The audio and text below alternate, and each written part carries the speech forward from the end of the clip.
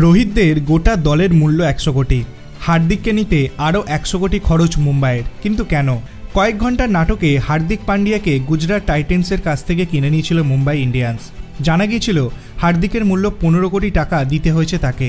কিন্তু এখন জানা যাচ্ছে 15 নয়, হার্দিককে কিনতে 100 কোটি টাকা খরচা করতে হয়েছে মুকেশ আম্বানির দলকে। কিন্তু কেন? একটি সংবাদ মাধ্যমে প্রকাশিত রিপোর্ট অনুযায়ী দুই ফ্র্যাঞ্চাইজির মালিকানার পার্থক্যের কারণে বেশি টাকা দিতে হয়েছে মুম্বাইকে। রোহিত শর্মাদের দলের মালিক একমাত্র আম্বানিরা, সেখানে অন্য কোনো অংশীদারিত্ব নেই। কিন্তু গুজরাটের মালিক সিভিসি ক্যাপিটালস একটি ইনভেস্টমেন্ট সংস্থা। সেখানে প্রায় 40টি কোম্পানি লগ্নি রয়েছে, তারা প্রত্যেকেই গুজরাটের মালিক। ফলে গুজরাট থেকে টাকা দিয়ে কোনো ক্রিকেটারকে কিনতে হলে ট্রান্সফার ফি বাবদ অনেক বেশি টাকা দিতে হয়। এক্ষেত্রে সেটাই হয়েছে। রিপোর্টে বলা হয়েছে হার্দিককে কিনতে 15 কোটি টাকার পরে ট্রান্সফার ফি বাবদ আরও অনেক টাকা দিতে হয়েছে মুম্বাইকে।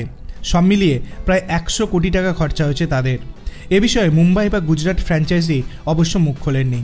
রিপোর্টে আরও দাবি করা হচ্ছে যে এই টাকার অঙ্ক নিয়েই মুম্বাই ও গুজরাটের মধ্যে আলোচনা চলছিল। সেই কারণেই শেষ মুহূর্ত পর্যন্ত ঠিক হয়নি হার্দিকের ভবিষ্যৎ। নিজেদের ধরে রাখা ক্রিকেটারদের তালিকায় হার্দিককে রেখেছিল গুজরাট। তারপরেই চুক্তি ঠিক হওয়ায় হার্দিক গিয়েছে মুম্বাইয়ে যাওয়ার পর হার্দিককে অধিনায়ক ঘোষণা করা হয়েছে। সরিয়ে দেওয়া হয়েছে রোহিত শর্মাকে। সেই সিদ্ধান্ত নিয়েও বিতর্ক চলছে। অনেকে বলছেন তাড়াহুড়ো করে সিদ্ধান্ত নিয়েছে ফ্র্যাঞ্চাইজি, আবার কারোর মতে ভবিষ্যতের কথা মাথায় রেখে সঠিক সিদ্ধান্ত নিয়েছে তারা। যদিও এত টাকা নিয়ে মুম্বাইয়ে যাওয়ার পরে হার্দিকের খেলা নিয়ে কিন্তু ধোঁয়াশা রয়েছে। তার পায়ের চোট কতটা সেরেছে তা এখনও জানা যাচ্ছে না। তিনি আদেও আইপিএলের আগে সুস্থ হতে পারবেন কিনা তাও কিন্তু নিশ্চিত নয়। 100 কোটি টাকা দিয়ে হার্দিককে নেওয়ার পরে তিনি যদি খেলতে না পারেন তাহলে সেটা মুম্বাইয়ের কাছে হবে বড় ধাক্কার। আপনার কি মনে হয় 100 কোটি টাকা খরচা করেছে হার্দিক পান্ডিয়ার পিছনে মুকেশ আম্বানি? তার কাছে কি 100 কোটি টাকার কোনো ভ্যালু আছে?